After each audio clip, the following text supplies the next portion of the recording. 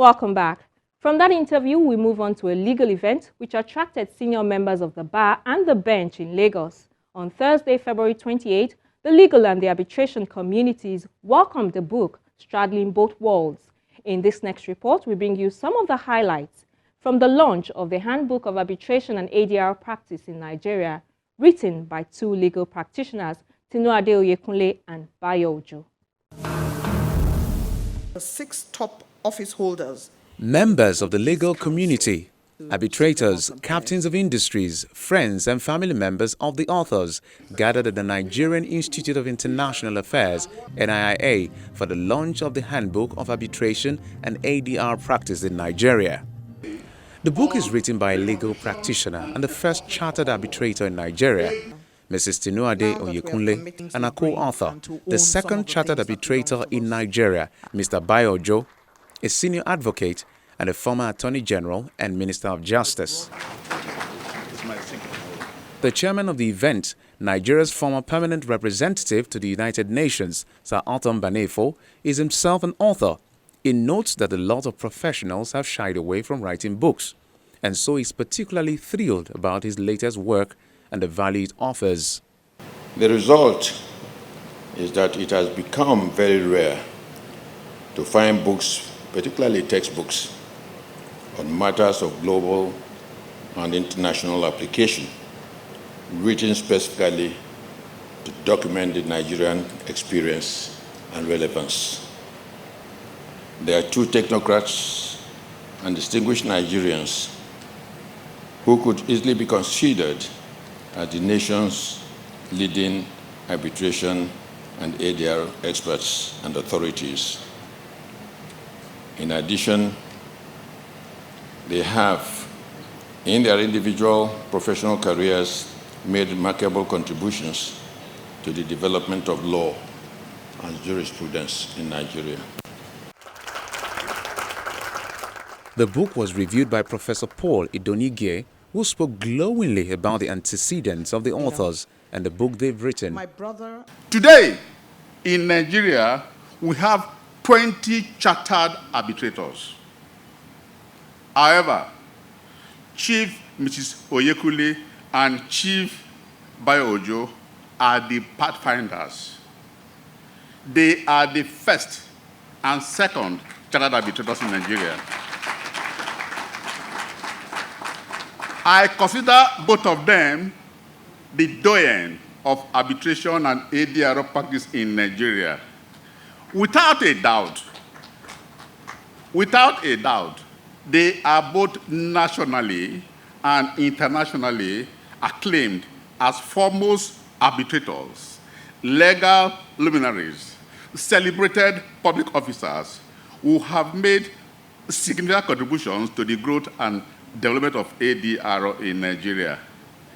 A construction guru, Sir Olu Okiowo, has the responsibility of presenting the book to the public. These legal luminaries, these co-authors today, are standing up for their values.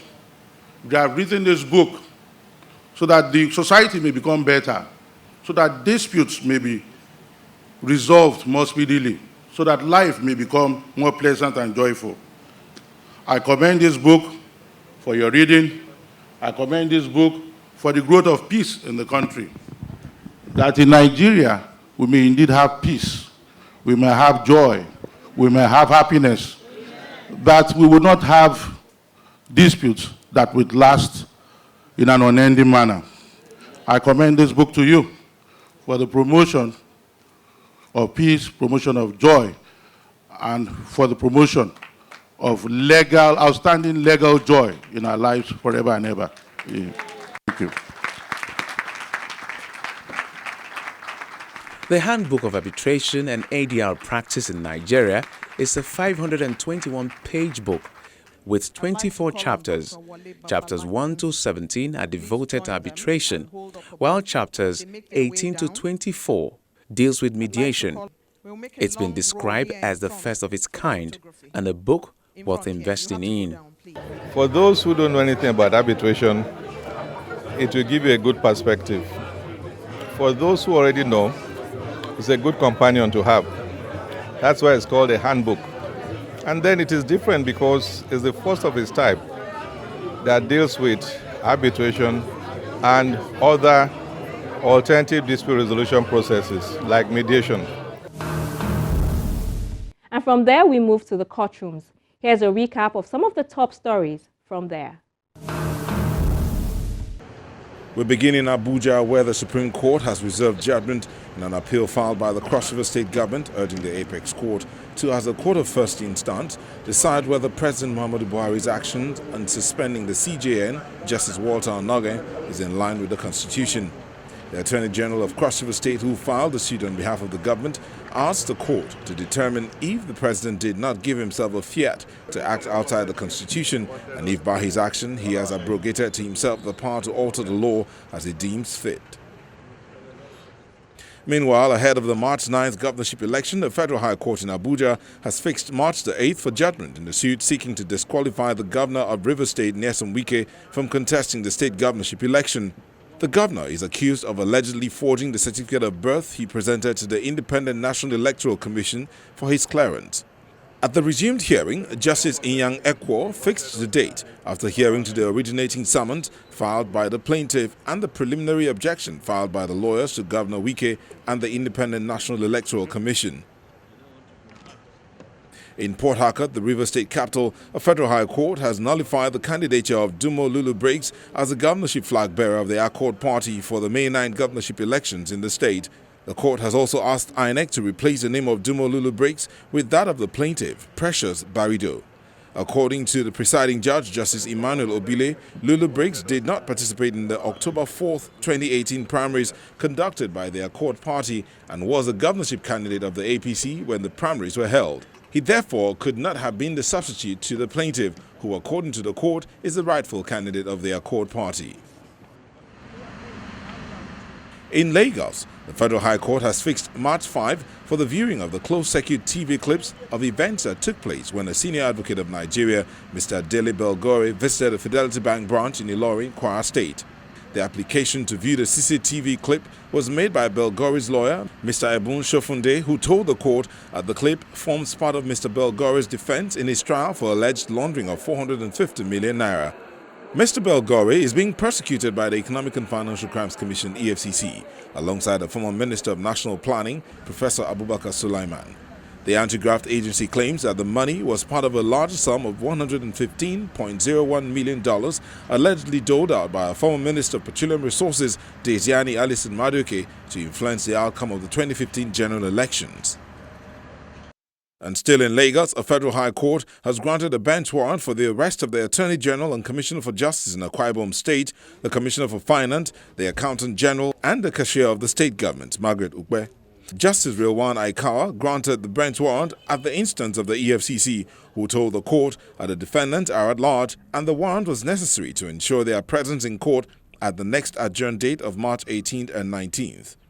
The four Akwa Ibom State government officials are charged alongside the president of the Nigerian Bar Association, Paul Usoro, on 10 counts of conspiracy and conversion of an alleged 1.4 billion naira said to be property of the state government, which sum they reasonably ought to have known formed part of the proceeds of an unlawful activity. And we round up with the report that another judge of the Federal High Court, Lagos, Justice Mojisola Olatoregun, has asked parties to give oral testimonies in a suit filed by the Economic and Financial Crimes Commission seeking final forfeiture of about $8.4 million and 7.4 billion naira linked to Patience Jonathan, the wife of the former president. In her judgment, Justice Olatoregun held that there was conflicting affidavit evidence which can best be resolved if respective parties are called upon to give oral evidence.